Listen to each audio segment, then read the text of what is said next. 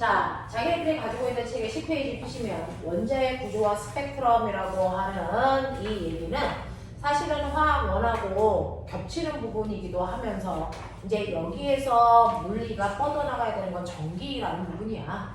근데 전기적 성질을 가지고 있는 근간은 원자 구조거든요.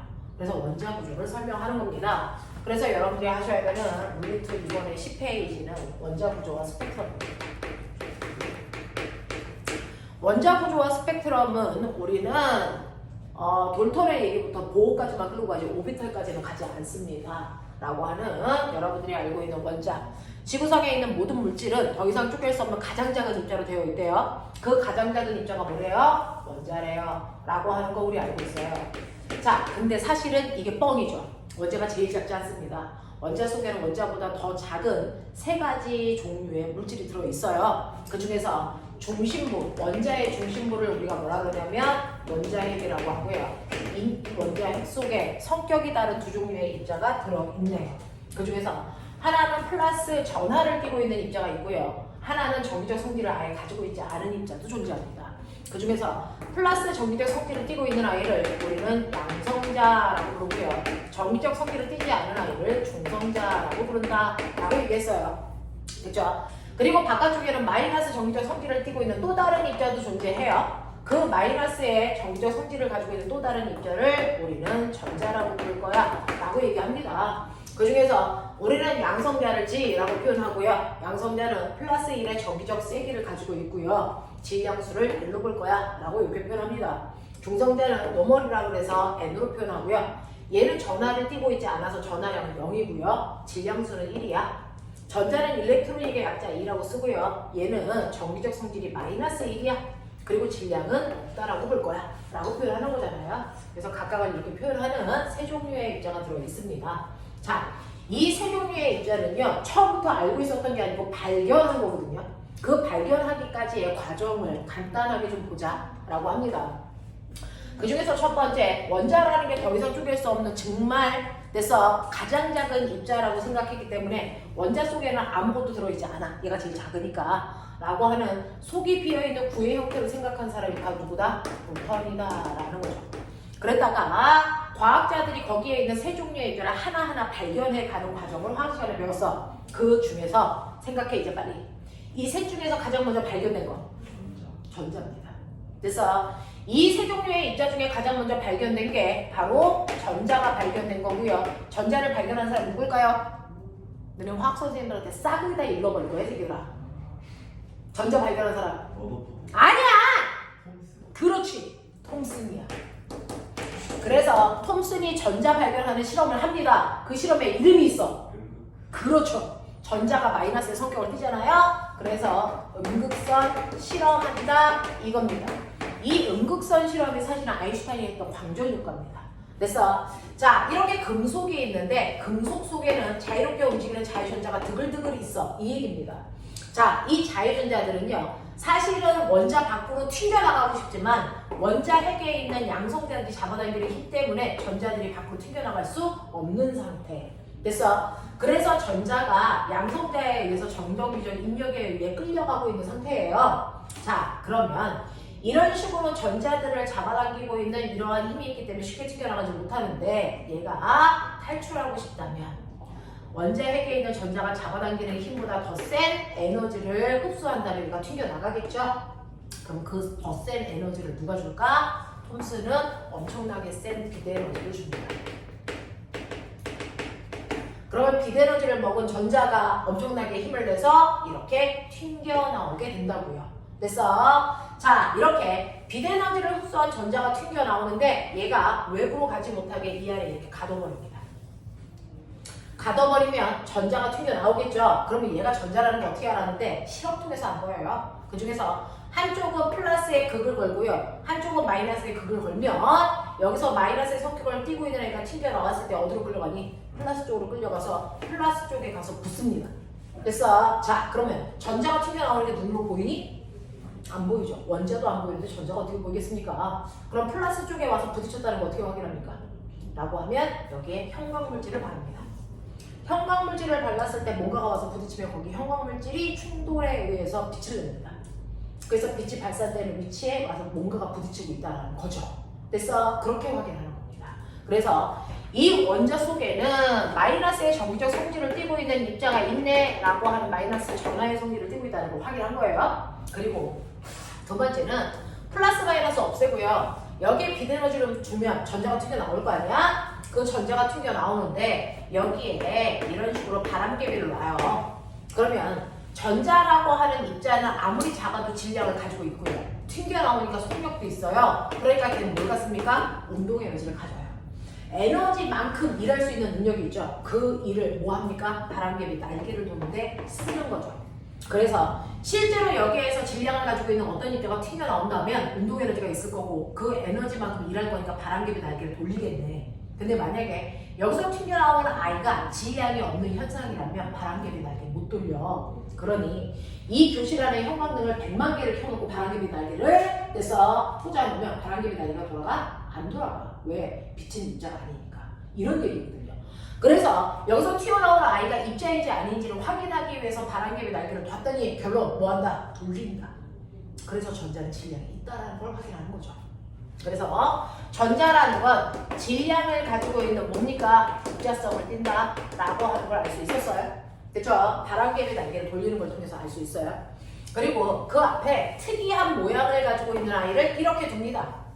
특이한 모양을 가지고 있는 이 아이를 이렇게 두는데 전자가 튕겨나올 때 전자는 어떤 경로로 이동해가? 이게 궁금한 거예요. 얘가 만약에 직진하는 경향성을 가지고 있으면 앞에 이렇게 불투명한 물체가 있으면 못 들어. 그러면 여기에는 형광물질을 발라놔도 부딪히는 게 없기 때문에 빛이 나오지 않아. 근데 만약에 전자가 이렇게 직진하는 경로로 가지 않고 얘가 이렇게 꿀렁꿀렁 한다면 앞에 뭔가 방해물이 있어도 피해서 오는 아이가 한두 개는 있겠지. 와서 부딪히겠지. 라고 생각을 한 거야. 그랬더니 결론 이 방해물을 놓으면 그 뒤에 와서 부딪히는 입자가 하나도 존재하지 않아요. 그래서 전자는 똑바로 가려는 직진성을 가지고 있어. 이렇게 얘기한 거죠. 이 세 가지 성질을 가지고 있는 입자를 나는 전자라고 부를 거야 라고 톰슨이 얘기한 겁니다. 됐죠? 그래서 전자라고 하는 게 있다라는 거 알게 됐고요. 그 전자라는 게 마이너스의 성격을 띠는 입자라는 것도 알아냈는데 문제는 이렇게 원자는 우리가 중학교 2학년 때 배운 것처럼요. 정기적으로 항상 어떤 성질을 띄어야 됩니까? 중성이어야 되는데 마이너스의 성격을 띠는 입자만 있다면 원자는 마이너스의 성격을 띄어야 되거든요. 근데 중성이란 말이야. 그렇다면 톰슨은 내가 발견하지 못했지만 마이너스의 성격을 중화시키는 플러스의 성격을 띠는 입자도 이 안에 있어 라고 생각한 겁니다. 그래서 플러스와 마이너스가 이렇게 불규칙하게 바뀌어있는 푸딩 모형을 제시합니다. 푸를 어떻게 써? 푸딩 모형을 제시합니다. 그래서 자 그러고 나니까 그 다음에 과학자가 이 새끼가 플러스의 입자를 발견을 못했어? 내가 해야지 이렇게 생각한 거죠. 그게 누구야? 그게 러더퍼드야. 됐어? 그래서 세 번째는 톰슨이 발견하지 못한 플러스의 성격을 띠고 있는 입자를 확인하려는 실험을 러더퍼드라고 하는 과학자가 했어요. 근데 이 사람은 뭐라고 생각했냐면 마이너스의 입자가 빛에너지를 흡수해서 튕겨나오는데 얘는 못 나왔잖아. 그럼 얘는 못 나올 이유가 있었던 거지. 그래서 얘는 어떻게 생각했어? 플러스의 입자가 이렇게 바깥쪽에 산만적으로 박혀있는 거 아니다. 그럼 얘도 튀어나갔어야 된다. 그러니 플러스의 입자는 원자의 중심에 있고 얘는 엄청나게 질량이 크기 때문에 웬만한 빛에너지로 튀어나올 수 없는 아이야. 무거워서 그래. 그리고 바깥쪽에 가벼운 마이너스 전자들이 이렇게 있어서 얘네가 쉽게 튕겨나온 거야 라고 생각한 거야. 그러면 중심에 박혀있는 플러스의 성격을 띠는 입자를 뭐라고 그랬냐면 원자핵이야 라고 했어. 그래서 러더퍼드는 원자핵이라는 게 진짜로 있는지를 실험하는 걸 했지. 그 실험의 이름이 뭐야? 이런 죽여버려 이씨. 실험에 이름이 있을 거 아니야?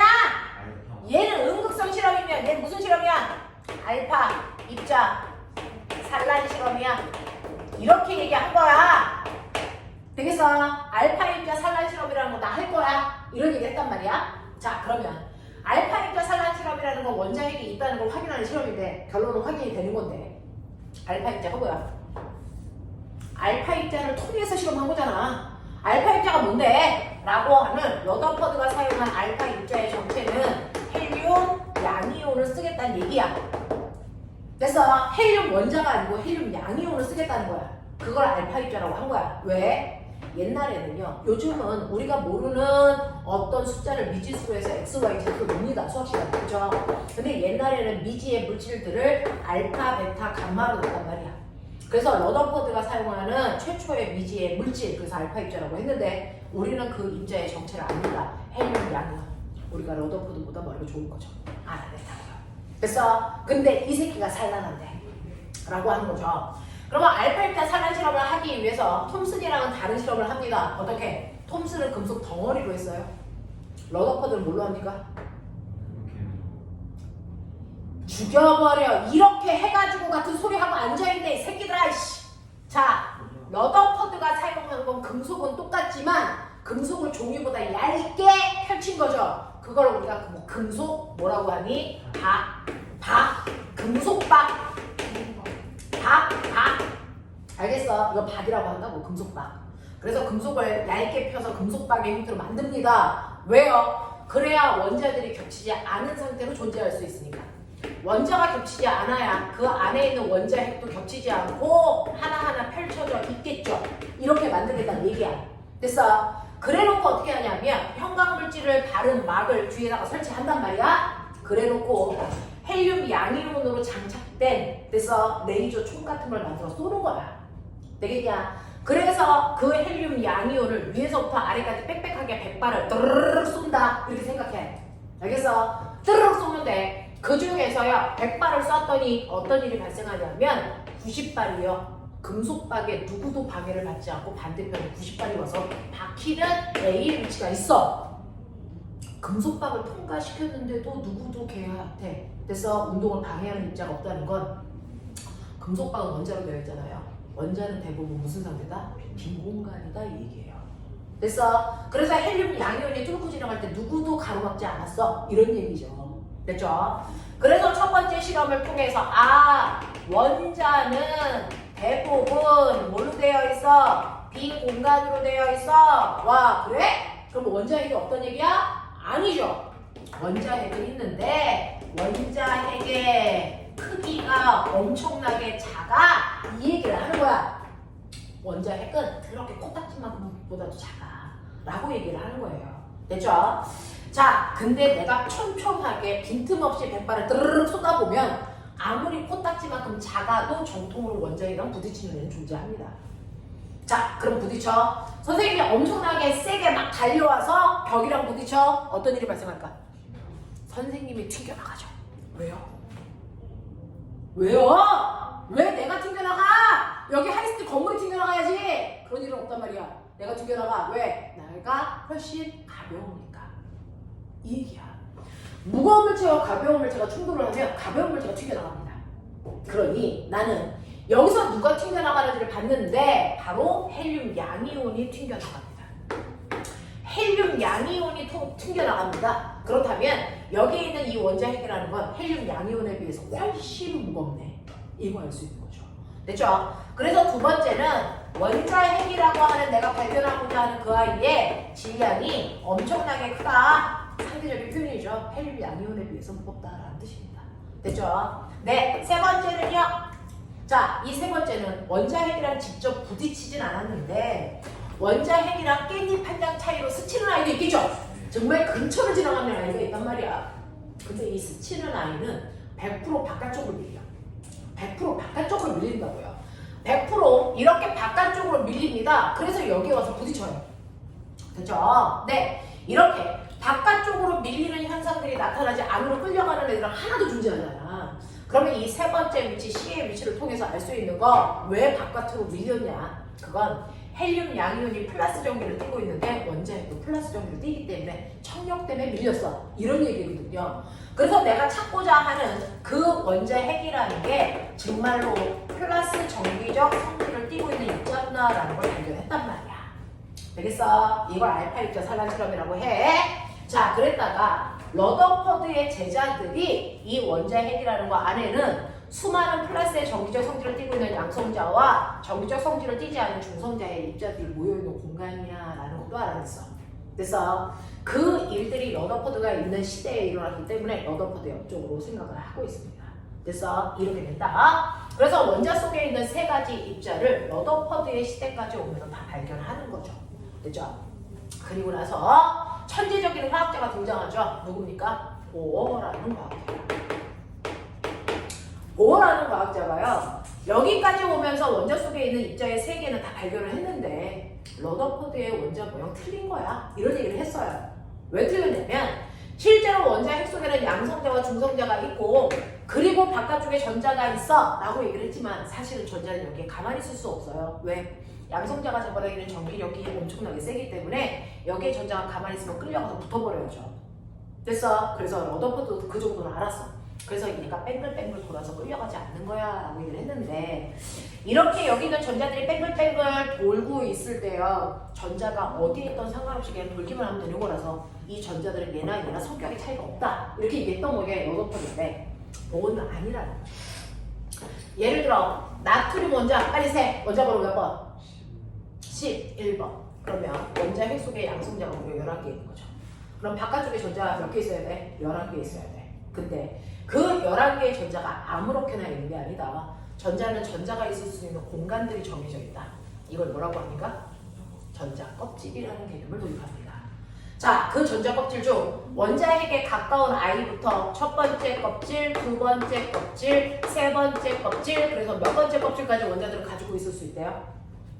몇 번째 껍질까지 가지고 있을 수 있대요? 무한 번째 껍질까지 가지고 있을 수 있다. 근데 전자들은 아래쪽 껍질부터 채우려는 성향성이 있기 때문에 경향성이 있기 때문에 어떤 원자는 첫 번째 껍질에만 전자 들어가고 끝 어떤 애는 두 번째 껍질까지 어떤 애는 세 번째 껍질까지 채워 뭐 이런 얘기를 하는 거잖아. 그러면 전자들이 이렇게 껍질에 채워지는데요 그 중에서 첫 번째 껍질에 있는 전자냐 두 번째 껍질에 있는 전자냐 세 번째 껍질에 있는 전자냐에 따라 성격이 다르대 라는 얘기를 보고가 해요. 뭐가 다릅니까? 몇 번째 껍질에 있느냐에 따라 그 전자가 가지고 있는 에너지 값이 달라. 첫 번째 껍질에 있는 아이의 에너지가 제일 작고요. 위쪽 껍질로 올라올수록 전자들이 가지고 있는 에너지는 더 큰 거야. 그래서 몇 번째 껍질에 있느냐에 따라 전자들이 가지고 있는 에너지 값, 멋진 말, 에너지 준위가 다 달라 라고 얘기한 거예요. 됐어? 자, 그중 몇 번째 껍질에 있느냐에 따라 에너지 값이 얼마인지 어떻게 알아? 나 알아.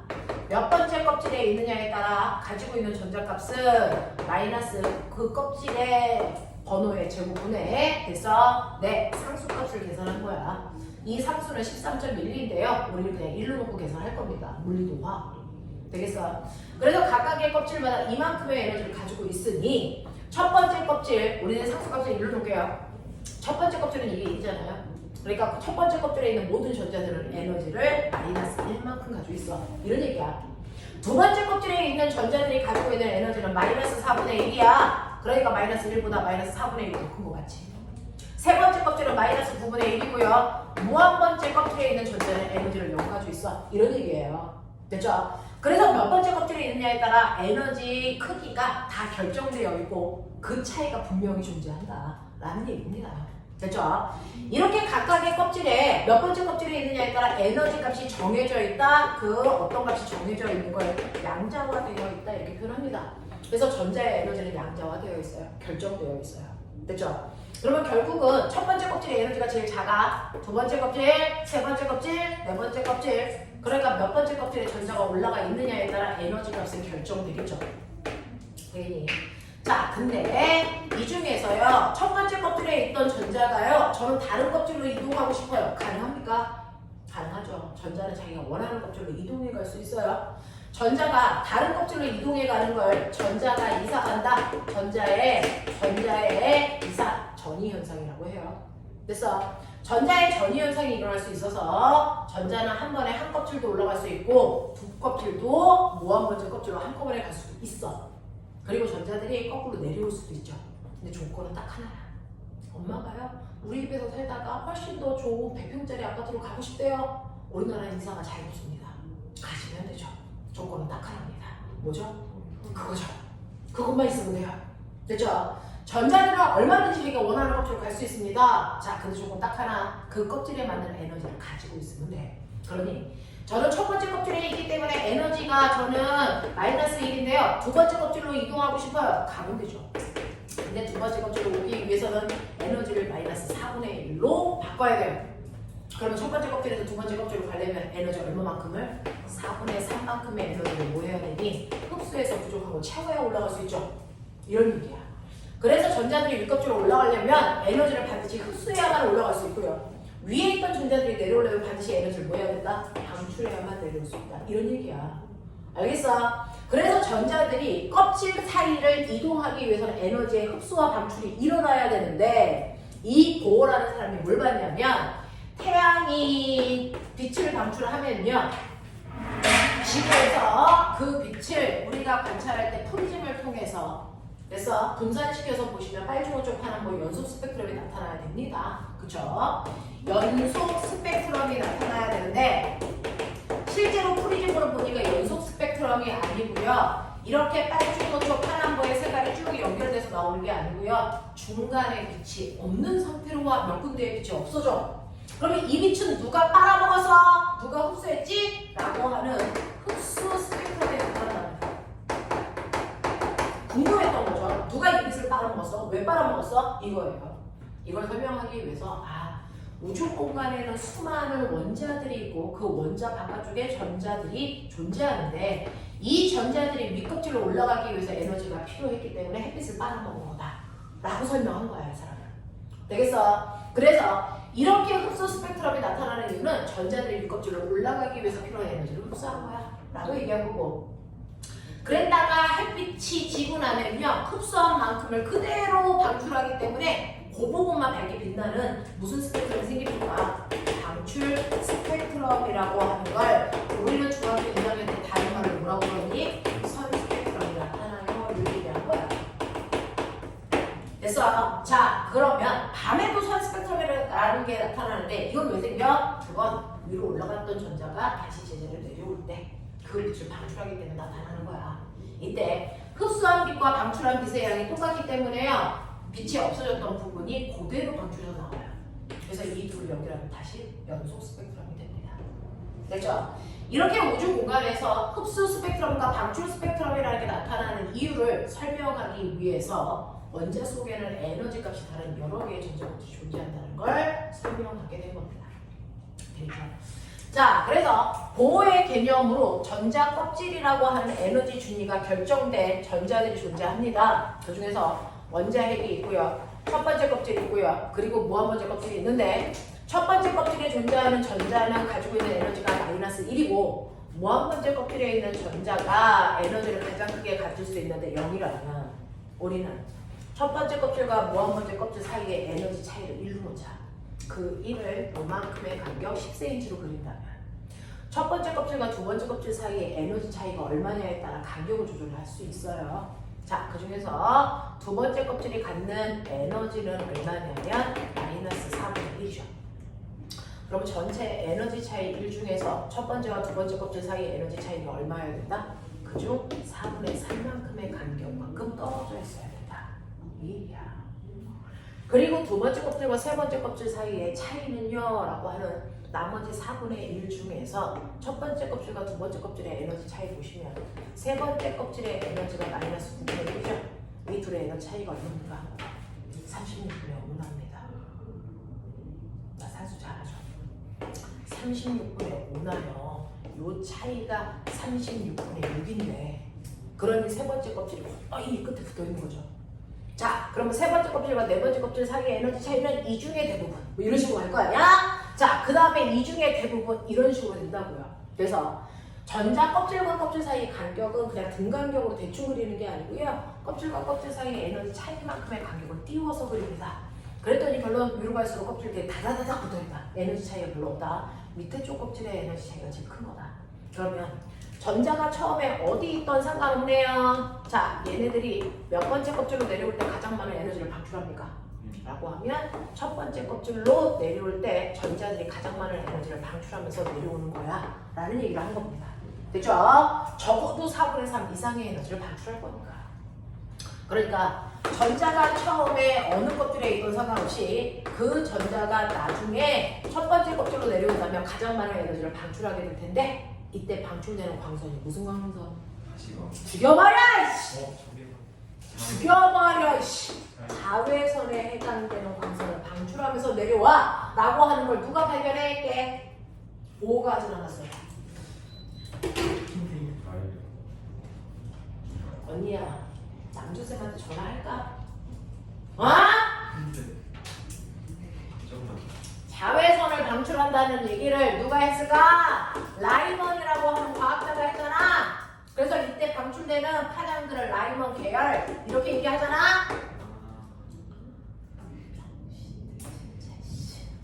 자, 그런가 하면 전자가 어딨던 상관없이요, 두 번째 껍질로 내려올 때가 두 번째로 큰 에너지를 방출하겠네? 라는 생각을 하게 되는 거예요. 전자가 처음에 어딨던 상관없이 두 번째 껍질로 내려올 때가 두 번째로 큰 에너지를 방출하는데 무슨 강선? 그렇지. 이게 가시광선. 이거 발견한 사람 누구? 발머. 그래서 발머 계열 이렇게 얘기하는 거야.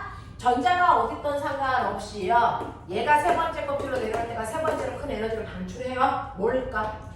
적외선. 이거 발견한 사람이 타시엔. 그래서 타시엔 계열의 에너지를 방출해 이렇게 얘기하는 거죠. 그래서 첫 글자 따서 라바 알파. 못 외우면 병신이다 진짜. 라바 알파. 알겠습니까? 이렇게 외워라. 됐죠? 자, 이런 식으로 해서 에너지들을 방출할 수 있어요 라고 우린 얘기해. 되겠냐? 하겠냐? 네, 이런 얘기야. 자, 그래서 너네가 가지고 있는 10페이지 보시면요, 10페이지는 원자 핵 속에 있는 양성자와 바깥쪽에 있는 전자 사이에 서로 정전기적 인력으로 당기는 힘이 생겨. 그걸 우리는 멋진 말로 전기력이라고 해. 그 전기력 때문에 전자가 쉽게 탈출할 수 없어서 이 전기력을 우리는 속박 에너지라고 부르기도 해. 됐어? 네. 그러면 나트륨 같은 경우에 양성자가 11개 있는데 바깥쪽에 전자가 하나 있잖아요? 그러면 양성자와 전자 사이에 속박 에너지인 전기력이 생겨요. 그 전기력 구하는 식은 뭘까? 라고 하는 F는 R 제곱분의 크크크로 계산한다. R 제곱분의 크크크. 외우면 병신. R 제곱분의 크크크 이렇게 계산해요. 예를 들어서 A라고 하는 입자가 플러스 10의 전기력을 띠고 있고요, B라고 하는 입자는 R만큼 떨어진 곳에 있는데 R이 2m래요. B라는 아이는 마이너스 2만큼의 전기를 띠고 있대요. 정기적 세기의 단위는 쿨롬입니다. 요만큼의 전기를 띠고 있대요. 그랬을 때 A 입자와 B 입자는 서로 반대극이니까 당기는 전기력이 생기겠죠? 자, 이제 내가 볼게요. A가 B를 더 세게 당길까요? B가 A를 더 세게 당길까요? A가 B를 당기는 전기력이 셀까요? B가 A를 당기는 전기력이 셀까요? 같죠? 왜? A가 B가 A를 뭡니까? 작용 반작용의 두 힘이에요. 됐어? 얘네들은 작용 반작용의 두 힘이기 때문에 힘의 크기는 반드시 같아야 되고 힘의 방향만 반대의 두 힘이야. 됐죠? 라고 하는 이 힘이 작용합니다. 전해량이 세다고 해서 더 센 힘으로 잡아당기지 않습니다. 그 전기력을 구할 때 R 제곱분의 크크크 이걸로 구해요. 그러니까 둘 사이에 떨어져 있는 거리가 2m니까 2의 제곱분의 K는 전기력 구할 때만 쓰는 쿨롬 상수라는 겁니다. 상수는 외울 필요 없는데 9 곱하기 10의 9승이에요. 우리는 1로 놓을게요. 자, 곱하기 Q1, Q2는 각각의 전기를 띠고 있는 입자의 전하량이에요. 그래서 10 곱하기 2 이렇게 돼요. 그러면 날라가 꺼져, 지워져, 사라져, 보이죠? 그러면 둘이 5N의 힘으로 당기고 있네? 이런 느낌. 됐어? 이렇게 구하는 게 전기력이야. R 제곱분의 크크크. 되겠어? 이렇게 된다. 자, 이런 식으로 전기를 띤 입자 사이에는 서로를 당기는 전기력이라는 게 작용하기 때문에 원자 속에 있는 전자가 잘 밖으로 못 나가 이런 얘기를 하고 있는 겁니다. 자, 그래서 그 전자랑 양성자랑 중성자를 발견하는 과정에 과학자들의 실험이 나와 있습니다. 그 중에 첫 번째 실험 11페이지 맨 위에 있는 게 톰슨이 전자 발견하는 실험이고요. 그 다음에 아래쪽에 있는 게 러더퍼드가 원자 핵 발견하는 실험입니다. 그래서 결론 12페이지 보시면 이런 식으로 원자핵 바깥쪽에 있는 전자가 뱅글뱅글 돌고 있는데 그 이유가 원자 핵 쪽으로 끌려가지 않기 위해서야 라고 얘기를 했고요. 그리고 나서 13페이지 보시면 스펙트럼에는 세 종류가 있어. 연소 스펙트럼, 그 다음에 흡수 스펙트럼, 다음에 선 스펙트럼이라고 하는 방출 스펙트럼이 있어. 자, 그 중에서 우주 공간에서 흡수 스펙트럼과 선 스펙트럼이 생기는데 이걸 설명하기 위해서 보는 넘겨 14페이지. 원자의 바깥쪽에 에너지 값이 결정되어 있는 전자 껍질들이 있고 그 껍질 사이에 에너지 차이 때문에 그래서 흡수 스펙트럼 또는 방출 스펙트럼이 생길 수밖에 없어 라는 얘기입니다.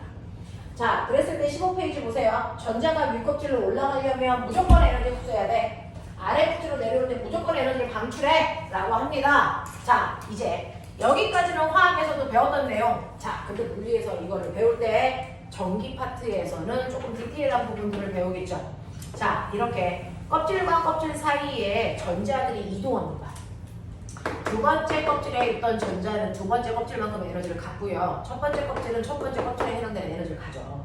두 번째 껍질에 있던 전자가 첫 번째 껍질로 내려올 때 둘의 에너지 차이만큼의 에너지를 뭐하니? 방출을 하면서 내려오겠죠. 그 방출된 에너지는요. 두 번째 껍질의 에너지에서 첫 번째 kop질의 에너지를 뺀 만큼이 방출된 에너지고요.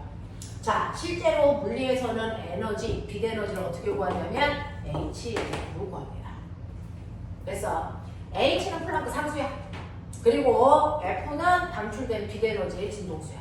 그래서 이 둘을 곱한 만큼이 에너지 차이입니다. 그러니 이렇게 할 수 있죠.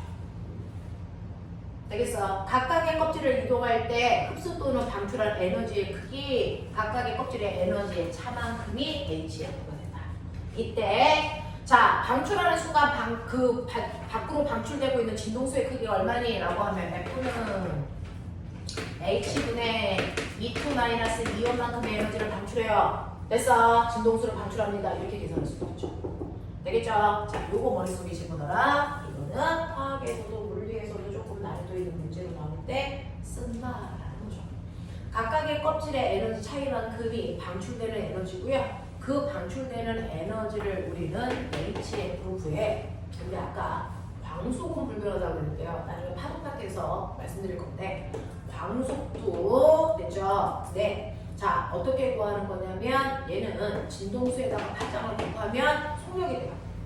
근데 광속이 불변하다 항상 일정하다 그랬죠? 그러면 얘가 일정하니까 진동수가 크면 파장은 짧아지겠죠? 두 개가 반비례죠? 그래서 진동수는 항상 파장분의 광속으로 늡니다. 그러니 이 진동수 자리에 여러분들이 파장분의 HC 이렇게도 돼. 그래서 시험에 두 번째 껍질에서 첫 번째 껍질로 내려올 때 방출되는 진동수가 얼마니? 그럼 이렇게 구하시면 돼요. 파장이 얼마니? 라고 하시면 이렇게 해놓고 계산하시면 되겠죠. 됐죠? 그래서 내려올 때 파장의 길이는요. 네, E2-2원분의 HC예요. 이렇게도 무방하다. 됐어? 그래서 이렇게 전자들이 움직일 때요. 방출되는 에너지라고 하는 거 우리는 HC 또는 람다분의 HC로 계산할 수 있다. 아니 HF 또는 람다분의 HC로 계산할 수 있다. 되겠습니까? 여기까지 머릿속에 좀 집어넣어 주시면 될 것 같고요. 자, 그렇다면 꼬맹아 여기에서요. 요거 좀 봐. 정확한 개념을 잡으세요. 어차피 산수 연습은 고등학교 올라가서 여러분들이 하셔도 되지만 개념을 잡을 시간은 없거든요. 자, 윗껍질에서 첫 번째 껍질로 내려온다고 쳐봐. 자, 그러면 얘는 첫 번째 껍질, 얘는 두 번째 껍질, 얘는 세 번째 껍질, 얘는 네 번째 껍질. 전자들은 다양한 껍질에 있다가 첫 번째 껍질로 내려올 수 있어요. 그랬을 때, 자, 첫 번째 얘가 방출된 에너지. 이 형태에서 방출되는 에너지. 두 번째 껍질에서 첫 번째 껍질로 내려올 때 방출되는 에너지. 각각 다르겠죠. 됐죠? 네. 첫 번째 껍질로 내려오니까 자외선을 방출하는 건 맞지만 그 자외선의 세기가 A, B, C가 달라요. 자, 똑같이 자외선이라도 그럼 누구의 에너지가 제일 커요? A 자외선이 더 센 자외선이에요. 그렇죠? 네, B고요, C입니다. 그래서 이 길이가 길수록 에너지가 크다라고 생각하시면 됩니다. 됐죠? 자, 그러면 에너지가 A가 더 크기 때문에 에너지는 HF고요. 얘는 비대성수 1이니까 의미 없잖아요. 에너지가 크다는 얘기는 진동수가 크다는 얘기죠. 이때 방출되는 에너지의 진동수의 크기 누가 큽니까? 라고 하면 A의 진동수의 크기가 B, C보다 훨씬 커요. 이렇게 하시면 되겠죠? 그러면 파장은 누가 깁니까? 라고 물어봐요. 선생님 뭐라고 했어요? 진동수와 파장은 반비례한다고 했잖아요. 그래서 파장 파장은 에너지가 작을수록 파장이 큰 거다. 그러니 C의 파장이 제일 긴 거다라는 얘기 하셔야 되거든요. 자, 그래서 우리나라 고등학교 아이들이 에너지와 진동수는 같기 때문에 에너지가 큰 애가 진동수가 커 여기까지는 이해해요. 근데 에너지와 파장이 반비례한다는 걸 잘 이해를 못해서 그래서 파장이 누가 제일 기니? 라고 했을 때 A요 라고 대답하는 아이들이 많습니다. 됐죠? 파장은 C의 파장이 제일 긴 겁니다. 알겠어? 납득하겠니? 네! 그래서 에너지가 크다는 얘기는 진동수가 크다는 얘기고요. 파장은 짧아졌어요 라는 얘기와 같습니다. 알겠어? 이렇게 이해하시면 될 것 같습니다. 자, 그런 얘기들이 불라불라 나와 있는 겁니다. 여러분들이 가지고 계신 첫 번째 내용입니다. 자, 그래서 23페이지 보시면 23페이지 가장 위쪽에 전기를 띠고 있는 이자 사이에 그래서 전기력의 세기를 구한 식 R제곱분의 크크크 기억하셔야 돼요. R제곱분의 크크크 같은 극일 때는요 서로 밀어내는 청력작용하고요 반대 극일 때는 서로 잡아당기는 인력이 작용하는데 청력이든 인력이든 두 전하가 받는 힘의 세기를 같아야 돼 작용반작용이니까 라는 얘기고요. 맨 밑에 그림 보면 라이먼, 발먼, 파션 계열이라는 단어 나와 있어요. 그 에너지 어떻게 구해야 되는지도 예쁘게 나와 있으니까 보십시오. 넘어갑니다. 자, 그것과 관련된 24, 25, 26, 27 문제 풀어가지고 오셔야 됩니다. 됐죠? 자, 그래서 넘겨서 31페이지까지 문제 풀어오시면 되고 저 드디어 32페이지 갑니다. 해내볼게. 자, 32페이지요. 어차피 너네 학교 가봤자 비디오 보잖아. 그 시간에 문제 풀어. 맨날 봤던 비디오 또 보는 건데, 씨.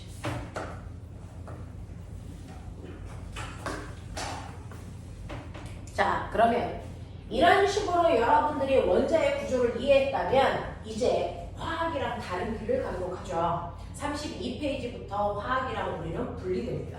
실제로요. 여러분들이 지금 본 것처럼 지구상에 있는 모든 물질은 원자들이 결합해서 물질을 만들잖아요. 그 물질의 상태를 보면 여러분들이 알고 있는 물질의 상태는 세 가지로 나눠집니다. 뭐, 고체, 액체, 기체요. 이렇게 세 가지 상태를 갖는데 원자의 입장에서 보면 액체나 기체는 원자들이 충분히 멀리 떨어져 있는 상태예요. 그래서 서로 간섭할 수 없는 상태. 이것만 배우는 게 바로 화학입니다. 자, 그래서 A라는 원자에 원자핵이 있고요. 첫 번째 껍질에 전자 들어있고 두 번째 껍질에 전자 들어있습니다. 이런 식으로 전자가 들어있고 충분히 멀리 떨어진 곳에 B라는 원자가 있고요. B라는 원자의 원자핵 바깥쪽에 전자가 첫 번째 껍질에도 전자가 들어가야 되고 두 번째 껍질에도 전자가 들어가야 됩니다. 근데 생각해보면 논리적으로 전자와 전자 사이에는 마이너스니까 서로 밀어내는 청력이 작용하죠. 그러면 서로 힘이 작용하면 서로의 위치를 간섭합니다. 그렇죠? 너 클릭하지 마! 나 너를 가까이 있기 싫어! 이런단 말이야. 근데 충분히 멀리 떨어져 있기 때문에 간섭한다 안 합니다. 그래서 자기가 들어가고 싶은 껍질에 전자들이 마음대로 들어갈 수 있는 상태. 그 상태에 대한 얘기만 하고 있는 게 화학입니다. 그러면 물리는 여기를 하죠. 이런 얘기예요. 물리는요. 고체 상태를 할 건데 여러분들 여기에 선생님이 분필로 점 하나 찍었어요. 이 점은 눈에 보이죠. 하지만 원자는 안 보이죠. 됐어. 그러면 이 점 안에 원자가 몇 개쯤 있을까요? 100만 개쯤 모여 있는 겁니다. 실제로 100만 개 정도의 원자들이 모여 있는 공간입니다. 여기가. 자, 그러면 고체 상태일 때는 원자들이 따닥따닥 계속 모여 있다, 겹쳐 있다는 겁니다. 그러니까 A라는 원자 속에 원자핵이 있고 첫 번째 껍질에 전자, 두 번째 껍질에 전자가 이렇게 들어가 있는 상태에 또 다른 원자가 들어오는데 겹쳐 있단 말이죠. 그럼 B라는 원자가 이렇게 들어와, 겹쳐. 그럼 원자핵도 겹쳤어. 그러면 전자도 당연히 첫 번째 껍질이 같은 위치에 있으니까 전자도 겹쳐야 되겠죠. 근데 너무 가까이 있으니까 전자들끼리 밀어내는 청력이 되게 세게 작용합니다. 그러면 전자를 겹칠 수 있다 없다? 없습니다. 똑같이 첫 번째 껍질에 전자가 들어가야 되는데 전자들 지네들끼리 서로 밀어내는 청력이 너무 세서요. 같은 위치에 전자가 들어갈 수 없습니다. 이게 파울리의 벤터 원리입니다. 됐어? 그러면 똑같은 첫 번째 껍질에 전자가 들어가려고 그러는데 서로 겹칠 수 없으면 전자들끼리 살짝 밀기 때문에 첫 번째 껍질이 살짝 비켜나갑니다. 그래서 비킨 상태로 여기에 전자가 이렇게 들어갑니다. 같은 위치에 들어갈 수 없어. 그러면 세 번째 원자가 왔어. 세 번째 원자가 왔는데 원자에 겹치겠죠? 그러면 세 번째 원자에도 첫 번째 껍질에 전자가 들어가야 되는데 겹칠 수 없으니까 살짝 어긋나서 세 번째 껍질에 전자가 이렇게 들어가요. 네 번째 껍질도 그렇겠죠. 다섯 번째 껍질도 그렇겠죠. 여섯 번째 껍질도 그렇겠죠. 일곱 번째 껍질도 그렇겠죠. 됐어. 그래서 똑같이 첫 번째 껍질인데 얘네들이 살짝 어긋나서 100만 개의 첫 번째 껍질이 존재해야 됩니다. 그러면 집에 가서 여기를 아주 뾰족하게 깎아가지고 겹치지 않게 100만 개의 선을 따닥따닥 붙여서 그린다고 쳐봐. 그래도 그리다 보면 이 선이 뭐해지니까 두꺼워집니다. 그래서 실제로 액체나 기체에서는 전자껍질이라는 구조를 가지고 있다면 고체에서는 껍질들이 두꺼워져 무슨 형태를 띠냐면 전자띠의 형태를 띱니다. 알겠어? 전자 껍질이 아니고 전자띠로 두꺼워집니다. 그래서 이렇게 첫 번째 전자띠, 두 번째 전자띠, 세 번째 전자띠 이런 구조를 띠고 있는 게 바로 고체의 특징이야. 자, 그러면 그 전자띠에 전자띠 이렇게 들어가 있겠죠?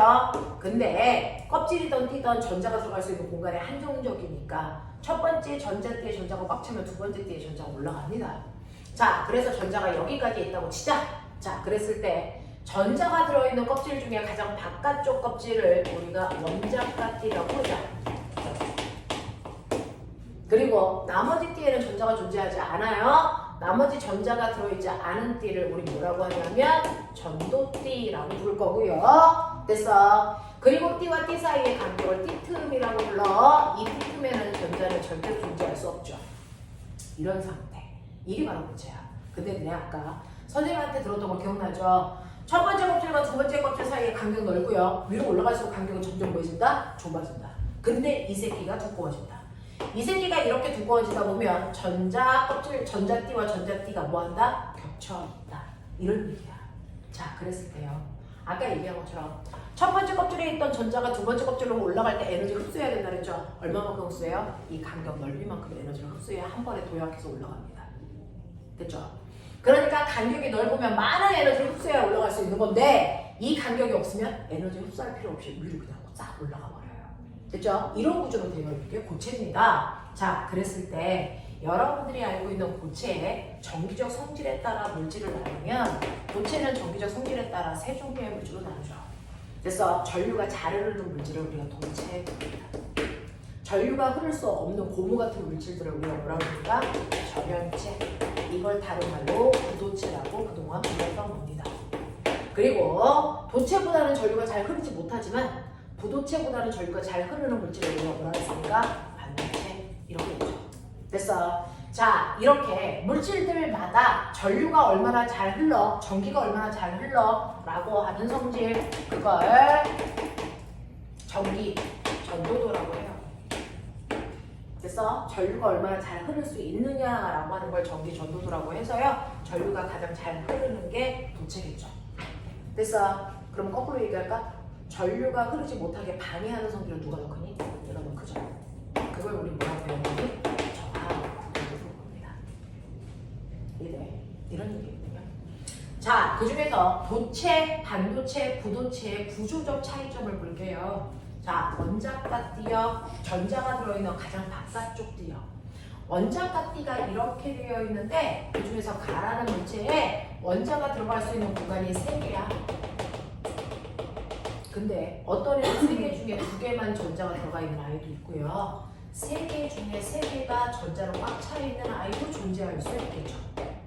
됐죠? 자, 그 중에서 원자가 띠의 전자가 들 차 있으면 얘의 나머지 전자들은 옆으로 자유롭게 움직일 수 있습니다. 얘네들을 우리는 자유전자라고 부릅니다. 됐어? 그 자유전자를 드글드글 가지고 있는 게 누굽니까? 금속입니다. 됐죠? 그래서 금속이라고 하는 자유전자를 많이 가지고 있는 아이들은요, 원자가 띠의 전자가 꽉 차 있지 않아서 빈 공간이 존재하는 아이들이 바로 금속입니다. 됐어? 그리고 이 전자들을 우리는 자유전자라고 부른다. 얘가 바로 도체 구조입니다. 됐어? 자, 근데 원자가 띠의 전자가 꽉 차 있어. 그러면 여기에 있는 전자들은 옆으로 자유롭게 가는 공간이 못 가요. 됐어? 자, 이런 경우들이 자유전자가 거의 존재하지 않는다라고 표현하는 얘가 바로 뭡니까? 부도체 또는 반도체입니다. 됐어? 이런 구조로 되어 있는 게 부도체 또는 반도체라는 얘죠. 근데 더 황당한 거. 자, 도체는 원자과 띠에 빈 공간이 있어서 전자가 옆으로 자유롭게 갈 수 있는 자유전자를 많이 가지고 있는 아이인데 띠가 두꺼워지다 보니 그 위에 전도띠가 어떻게 되어 있냐면 도체는 반드시 붙어 있어요. 원자과 띠가 이렇게 붙어 있습니다. 그러니 얘가 윗껍질로 올라가고 싶은데 에너지 흡수할 필요 있어 없어? 없어! 그래서 옆으로도 자유롭게 위로도 자유롭게 움직일 수 있는 자유전자를 많이 가지고 있는 아이입니다. 그래서 전류가 잘 흐릅니다. 근데 부도체나 반도체는요, 원자과 띠에 전자가 꽉 차 있어 자유전자가 없을 뿐만 아니라 그 위에 있는 전도띠가요, 대단히 멀리 떨어져 있습니다. 멀리 떨어져 있어. 이 간격이 더럽게 넓어요. 그러니까 전자가 자유전자가 되면 윗껍질로라도 올라가야 되는데 올라가려면 엄청난 많은 에너지를 흡수해야 되는데 상온에서는 그만큼의 에너지를 흡수할 가능성이 제로인 아이들이야. 얘네들이 부도체야. 알겠어? 네. 그러면 반도체는요? 반도체는 상대적으로요, 전도띠가 가까이 있습니다. 이 간격이 그렇게 좁습니다. 그래서 전자가 에너지를 조금만 더 흡수하면 올라갈 수 있는데 상온에서 충분히 이 에너지를 공급받을 수 있는 아이들. 그래서 자유전자를 만들 수 있는 아이들이 바로 반도체입니다. 알겠어? 이런 식으로 해서 지구상에 있는 고체 물질을 전기 전도성에 따라서 도체, 부도체, 반도체로 나누는데 그게 바로 원자과 띠와 전도띠 사이의 관계다. 됐어? 이렇게 나눠집니다. 자, 그 관계를 예쁘게 그려놓은 게 여러분들이 가지고 있는 책장을 넘겨보시면 다 싸그리 그 그림을 나타낸 거예요. 자, 그랬을 때 43페이지 잠깐만. 44페이지에 보면 9번 그림 보이죠? 판단해, 가나다. 43페이지 9번 그림 판단해봐. 보여요? 자, 9번 그림 보시면 원자과 띠와 전도띠 사이에 간격 그려놨어요. 그러면 이게 부도체인지 반도체인지 도체인지 구별하셔야 돼요. 자, 그럼 그 중에서 도체가 뭡니까? 나. 됐죠? 부도체가 뭡니까? 가. 그럼 다는 반도체겠죠. 알겠어? 자, 이렇게 된다. 자, 이런 식으로요. 물질의 구조는 여러분들이 원자과 띠와 전도띠 사이의 간격으로 판단하시면 되는데 그러면 일로 갈수록 전류가 잘 흐르네. 다시 말해서 전기 전도도가 커지네. 자, 거꾸로 일로 갈수록 저항이 커지네. 이거죠. 그러면 우리가 중학교 2학년 때 배웠던 전류의 흐름을 방해하는 저항이라고. 저항의 크기를 결정하는 인자 뭐이냐? 저항은 뭐 할수록 커져요? 얘기해봐. 저항은 뭐에 따라 크기가 바뀌어가죠. 전압과 전류 말고요. 자, 어떤 물질이 있어? 그 물질은 뭐에 따라서 그 물질의 저항이 달라질 수 있어? 저항에. 자, 그 물질의 뭐? 길이. 기억나냐? 바보들아! 학교를 언제쯤 다닐래? 자, 그래서 저항의 크기를 결정하는 인자는 4가지가 있어. 넌 길이밖에 이제 생각이 안 나겠지만. 그죠? 저항의 크기는 뭐에 따라 달라지냐면 원초적으로는 물질의 종류. 물질의 종류가 어떤 물질이냐에 따라서 저항의 크기는 결정돼요. 됐죠?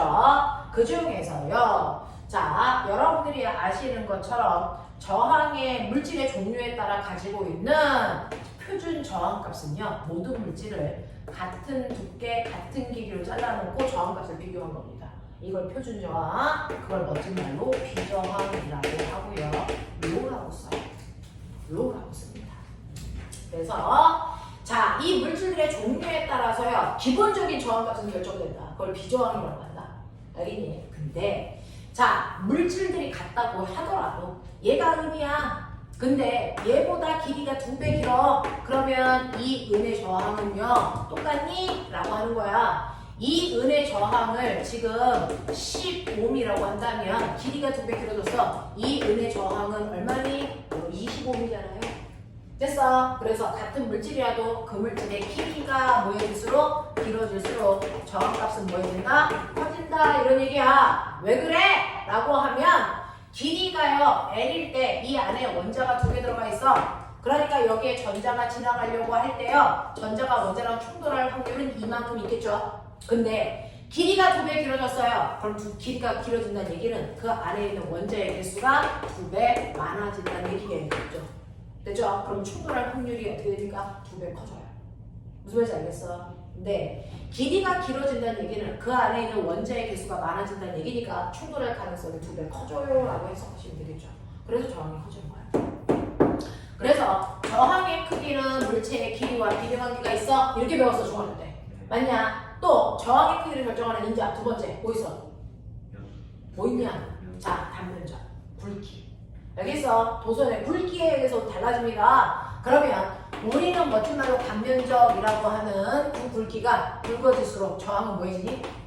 작아져요. 왜냐하면 길이는 똑같이 L인데요. 길이는 똑같이 L인데 굵기가 2배 길어졌어.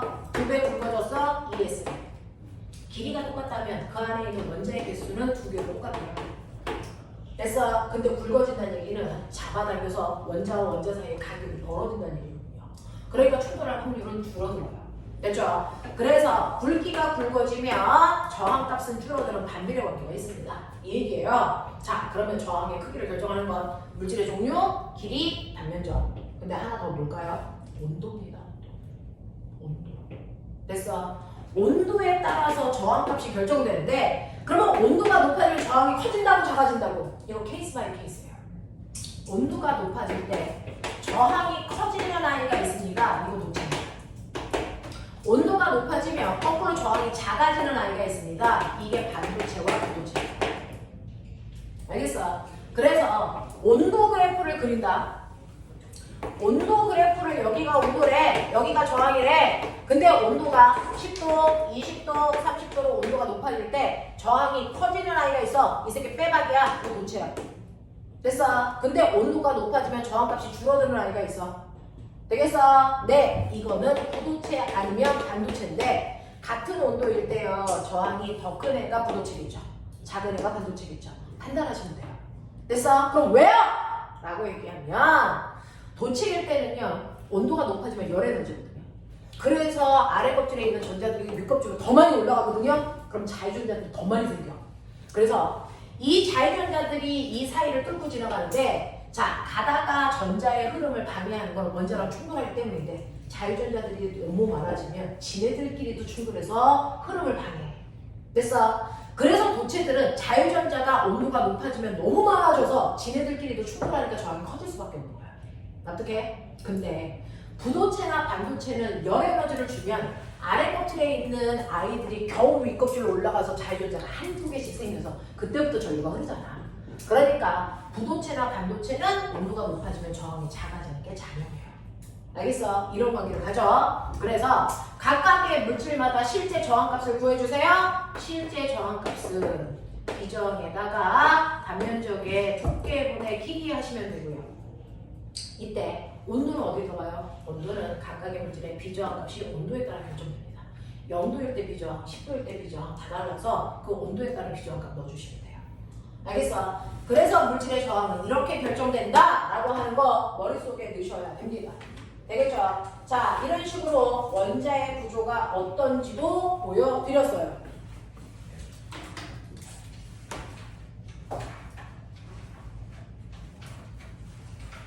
그래서 여러분들이 가지고 있는 문제에서 대략적으로 보시면 46페이지에 자, 종합된 문제가 나와 있어요. 46페이지에 6번 보세요. 46페이지에 6번 보시면 가장 오른쪽 그래프 먼저 볼게요. 온도에 따른 저항 그래프입니다. 그래서 자, A가 누굴까요? 온도가 높아지면 저항이 커지죠? 이 새끼 도체입니다. 그래서 그러면 B하고 C는 부도체 아니면 반도체겠죠? 자, 누가 부도체? C 저항값이 더 크잖아요. 됐죠? C가 부도체고 B가 반도체입니다. 그러면 그거를 옆에 있는 그림이랑 연결해 볼까요? 가나다. 찾았냐? 가가 뭐냐? 부도체. 나는 도체. 다른 반도체. 되겠어? 이런 식으로 연결해 놓고 문제 푸는 거다. 하겠죠? 자, 이런 식으로 각각의 그림으로 도체, 부도체, 반도체를 나눌 수 있으면 된다라는 얘기입니다. 자, 그 다음에 넘어오시면 50페이지를 하고 싶은 마음이 굴뚝 같은데 지금 시간을 보고 있는데 지금 53분이에요. 어쩔까요?